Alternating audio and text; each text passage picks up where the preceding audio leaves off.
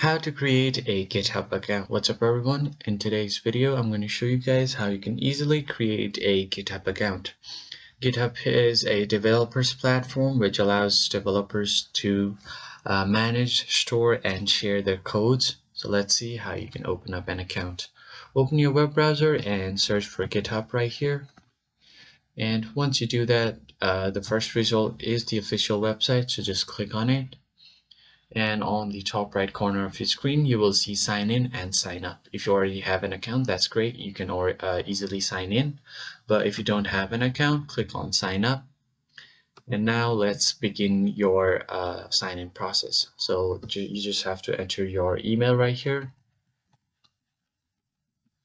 and once you do so, click on continue and you will have to create a password. So once you have created your password, you just have to click on continue. I suggest you use different characters, numbers and letters to make your password strong.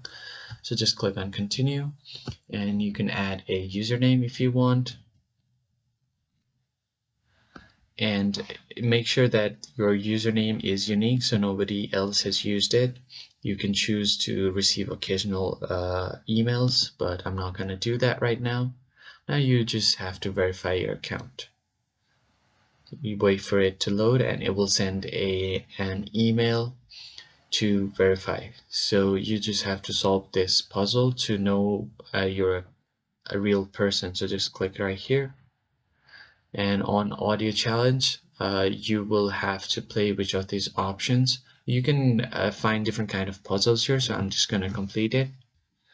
So as you can see, after you've verified here, you will get an code on your email. So let's just open our email to see the code. So here is the launch code GitHub has sent us. So let's just copy it. Or you can directly open GitHub from here to verify your code. Now you will have to enter the code here.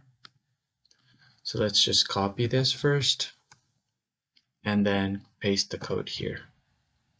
And once you do that, you can easily sign into your account.